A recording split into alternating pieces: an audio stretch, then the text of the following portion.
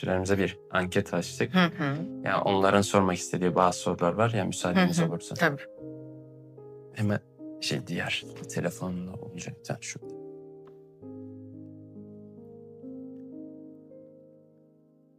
Bu da. Şöyle. Yani birisi Google Space'ten gelmiş. Psikoloji taraftan hasta olan insanlardan uzakta durmalı mıyız, ya da yani dost arkadaş olarak hallerini, yani durumlarını iyileştirmeye yardım etmeli miyiz? Evet, zor bir soru bu da. Yani şöyle, psikolojik olarak hasta olduğunuzu düşündüğünüz kişinin hasta olduğunu nereden biliyorsun? Ben önce bu soruyu sorarım. Şimdi çünkü normal dediğimiz şey herkes için normal olmak zorunda değil. Yani sokaklarda dans eden bir genç kız hasta olmak zorunda değil. Keyfi yerindedir. Belki dans etmek içinden gelmiştir. Kendini iyi hissediyordur ve dans ediyordur. Biz buna hasta diyemeyiz.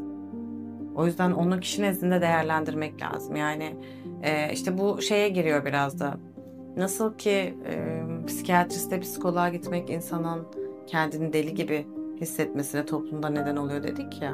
Evet. Aslında bu insanlar hakkında yaptığımız yorumlar insanları hastalığa doğru davranışlarını, düşüncelerini, belki uygunsuz olduğunu düşündüğümüz hareketlerini değerlendirirken onları hasta olarak yaftalamak ya da psikolojik rahatsızlığı varmış gibi yaftalamak olarak değerlendiriyor. Çünkü insanın her zaman dışarıdan gösterdiğiyle içeride ne yaşadığı birbirini tutmaz. Dışarıdan çok neşeli olabilir, içi kan ağlıyor olabilir. Ya da dışarıdan bir davranışı size göre çok sıkıntılı olduğunu gösteriyor olabilir ama onun için tamamen normaldir. Belki ona normal öğretilmiştir. O yüzden psikolojik olarak sıkıntılı dediğimiz noktada bu soruyu sorarken bence biraz yanlışlar içerdiğini düşünüyorum. Bu sıkıntı tanı olarak alındıysa bunu zaten doktor tedavi eder. Size bir şey yapmanıza gerek yok.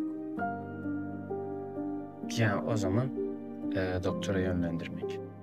Yani Şimdi şöyle, doktora yönlendirmek de kişi kendi istemedikten sonra birine zorla iyilik yapamazsınız. Kişi kendi sıkıntılıysa zaten bu sıkıntısının farkına varır. Bu sıkıntıyı dile getirir. Bu sıkıntıyı dile getirdiği vakit diyebilirsiniz. Neden bir yardım almıyorsun?